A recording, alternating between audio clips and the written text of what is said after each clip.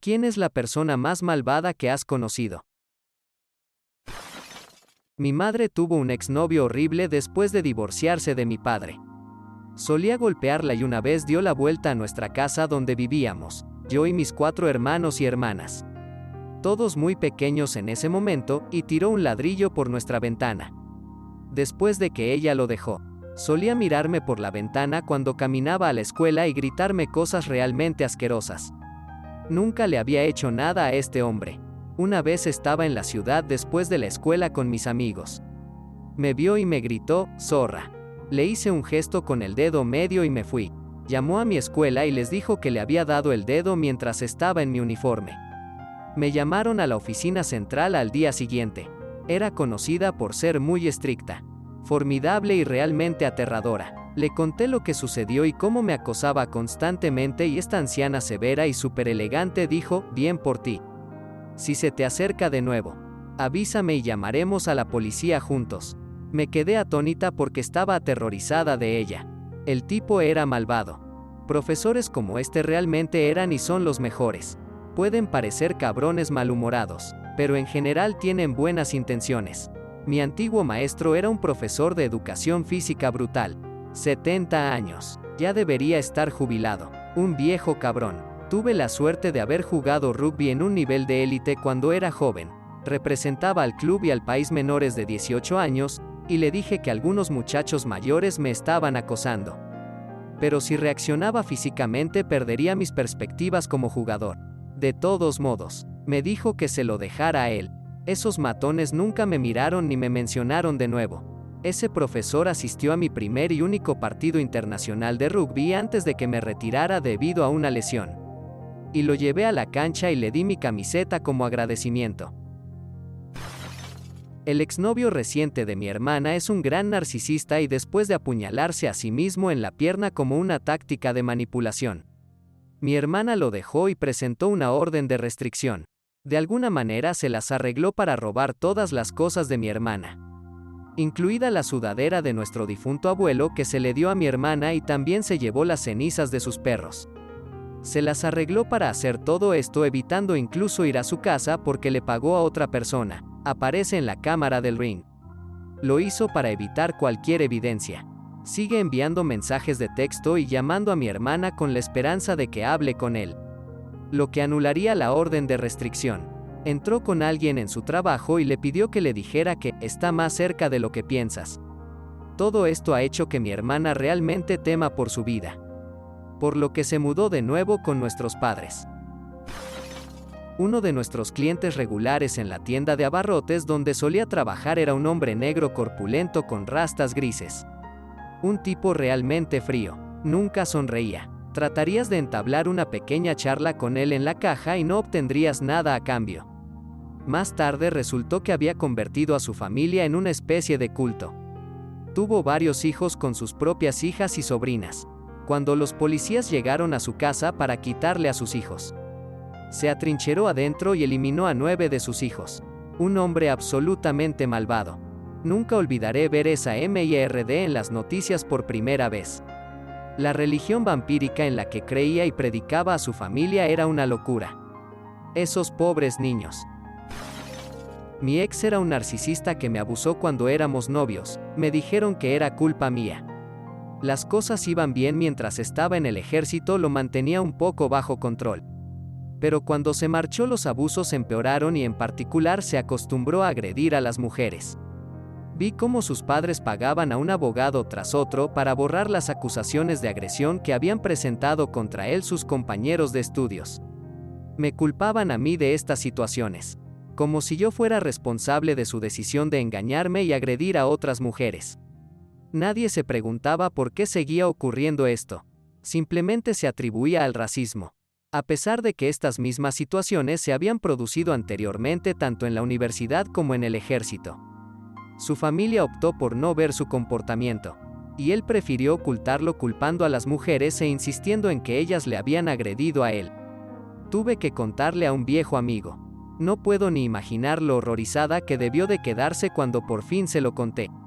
Pero yo lo sabía. Había elegido su escuela de posgrado porque estaba en una zona racista. Así que cada vez que alguien se quejaba de su comportamiento inapropiado, él replicaba que simplemente era víctima del racismo. Le dio un frente para seguir agrediendo a las mujeres, todas las cuales eran mujeres blancas, solo para jugar mejor en el escenario de racismo que estaba creando y una excusa razonable cuando fue atrapado. Fue absuelto de ambos cargos de título y vi la emoción que tomó en la preparación de sí mismo en contra de estos casos. En el ensayo constante y el acto victimizado que perpetuó. Juro que esta mierda le excitaba y la buscaba.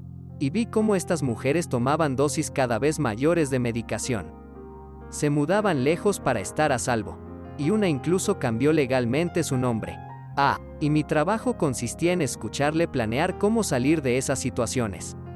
Sin sentir nada por el hecho de que siguiera dejándome plantada mientras a mí ni siquiera se me permitía tener conversaciones casuales con otros hombres en público. Pero lo que más miedo me daba era verle fantasear y planear cómo iba a vengarse de las personas que le habían denunciado. Era realmente aterrador, porque tenía una mirada específica y alegre cuando planeaba cómo joder a la gente que simplemente había denunciado sus abusos. Y era una especie de comportamiento de villano de Disney, había una risa malvada y todo. Nunca había visto a otra persona disfrutar de la planificación y perpetuación de hacer daño a otros a propósito, y esto realmente me aterrorizaba. Él también eligió ponerse en este papel conmigo. Cuando intentaba marcharme o le amenazaba con llamar a la policía, volvía a preguntarme cómo podía justificar que llamara a la policía contra mi marido negro. No olvidemos que, en este momento, abusa de mí de alguna manera todos los días. Los policías de la ciudad estaban tan acostumbrados a sus ridículas payasadas, por ejemplo, irrumpir en nuestro apartamento por la ventana mientras yo dormía, que cuando les llamó después de haberme dejado inconsciente, nadie se molestó en hacer un seguimiento. Por lo visto, yo sola me había provocado 2 ojos morados y una conmoción cerebral. Finalmente me fui porque me di cuenta de que moriría si no lo hacía. El principal objetivo de su padre, al enterarse de que me había ido, fue amenazarme con denunciar el robo del coche si no lo devolvía. No me habían permitido comprarme mi propio coche cuando estábamos juntos. Nadie se puso en contacto conmigo para preguntarme mi versión de los hechos o para asegurarse de que estaba bien. Inmediatamente me convertí en el enemigo público número 1 y el único objetivo era asegurarse de que no tuviera que pagarme dinero. De hecho, me pidió que le pagara la manutención a pocos meses de terminar su doctorado en un campo de la ingeniería. Se hizo la víctima ante el juez y el juez incluso dejó una nota en las actas judiciales sobre cómo era uno de los hombres más inteligentes que han pasado por la sala. Doy gracias por haber escapado. Pero este hombre es un depredador que ha encontrado un guión que funciona y que seguirá utilizándolo para agredir a mujeres y luego esconderse tras el personaje de la víctima. Su familia seguirá desembolsando dinero mientras esté fuera de la cárcel, pero creo que es demasiado bueno en este juego como para tener que enfrentarse a las consecuencias. Mi antiguo jefe. La señora nos pagaba el salario mínimo y un plan de comisiones casi imposible de cumplir, y estaba pensando en cambiarlo para hacerlo más difícil. Sin beneficios. En los 5 meses que trabajé allí la vi regañar constantemente a mis compañeros de trabajo. Trató de intimidar a una mujer para que pospusiera su cirugía porque tendríamos poco personal. Y mientras esa compañera de trabajo estaba de baja médica, sin goce de sueldo, ella le gritó a mi otra compañera de trabajo a todo pulmón. No exagero cuando digo que las ventanas temblaron mientras ella gritaba, entre la miseria que pagó y la forma en que trató a su personal. Estoy convencido de que tendría esclavos si fuera legal. Cuando llegó el momento de GTFO de Dodge, tuve la previsión de imprimir mi hoja de comisiones para el mes. Le di un aviso de 3 semanas y me despidió en el acto. Le pregunté por mi comisión y ella se negó rotundamente a pagarla. Las comisiones son salarios protegidos en mi estado. Me aseguré de verificar la ley antes de renunciar, así que le dije que ya tenía mi hoja de comisiones y que presentaría una queja salarial ante el estado.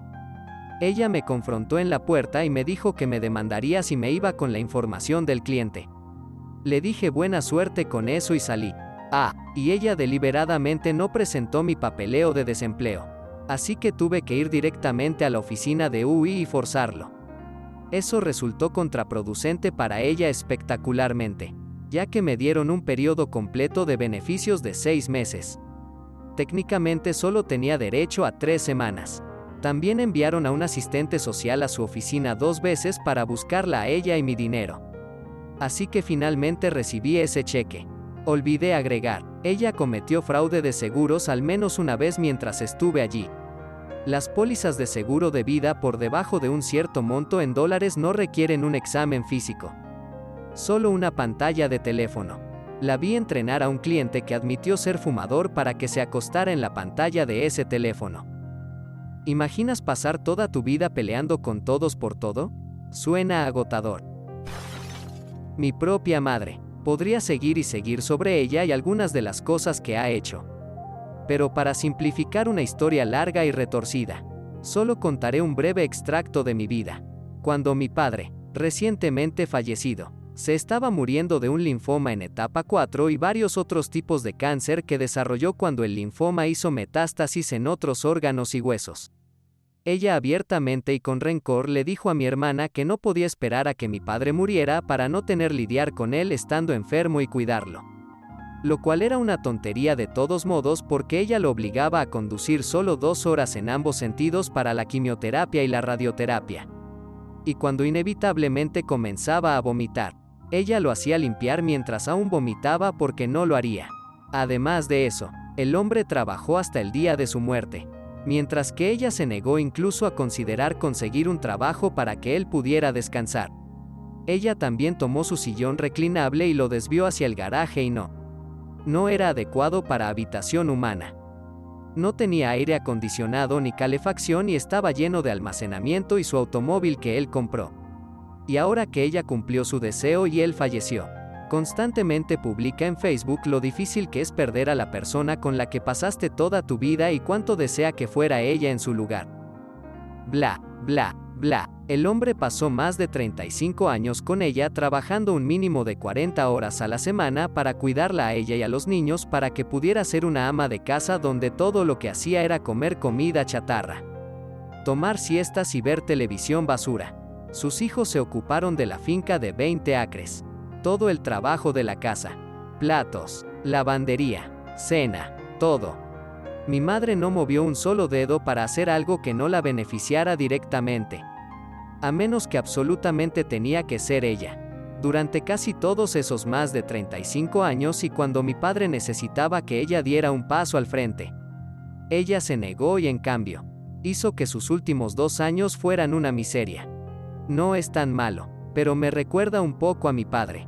Cuando su primera esposa, no mi madre, tuvo cáncer, él comenzó a engañarla y a salir con otras personas y básicamente obligó a mi media hermana a dejarlo todo y venir a cuidarla. Cuando se volvió a casar con mi madre, básicamente trató de eliminar a sus primeros hijos. Esencialmente les dijo que estaban solos y que se mudaría a una nueva familia. Definitivamente no es lo peor de este hilo. Pero nunca la olvidé. Ella era mi única amiga en la escuela primaria. Crecí con varias enfermedades mentales no diagnosticadas que dificultaban socializar y ser como los demás niños en general. Ella me eligió de la multitud de alguna manera. Y de repente tuve un mejor amigo. Me tiraba debajo del autobús constantemente. La gente comenzó rumores sobre mí y ella se reía con ellos en mi cara. Luego actuaba como si nada hubiera pasado al día siguiente. Una vez empezó a empujarme aparentemente sin razón. Así que le agarré las manos para que se detuviera. De repente comienza a llorar en voz alta. Y todos salen en su defensa, incluida nuestra maestra, quien me dijo: ¿por qué no retrocedes? Creo que ya hiciste suficiente por hoy. Me mantuvieron solo en el salón de clases durante la hora del almuerzo. Y cuando todos regresaron hubo un rumor de que había tratado de estrangular L.A. hasta la muerte. Traté de decirles a todos que simplemente agarré sus manos. Pero nadie me creyó, y en medio de la multitud, ella estaba allí, sin decir una palabra, recibiendo todo el amor y la atención de la clase. De alguna manera finalmente llegué a mis sentidos.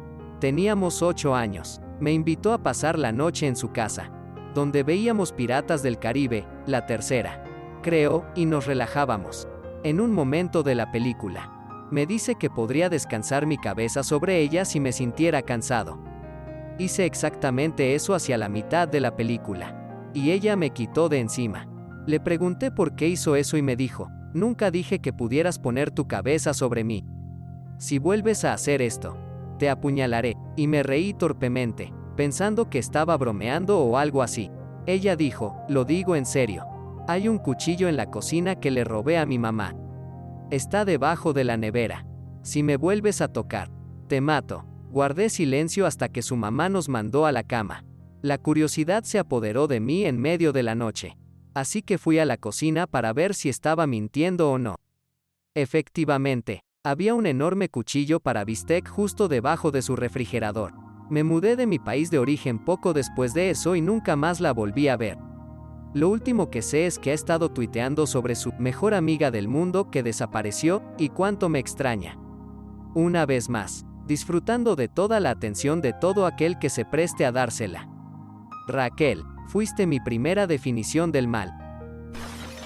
El exnovio de mi hija que intentó matarla cuando su bebé, que estaba en la habitación, tenía 6 semanas. Él la estranguló y la sala de emergencias dijo que estaba a punto de morir. Actualmente cumple su tercera sentencia de prisión por violencia doméstica. Lástima a otra mujer cada vez que sale de prisión.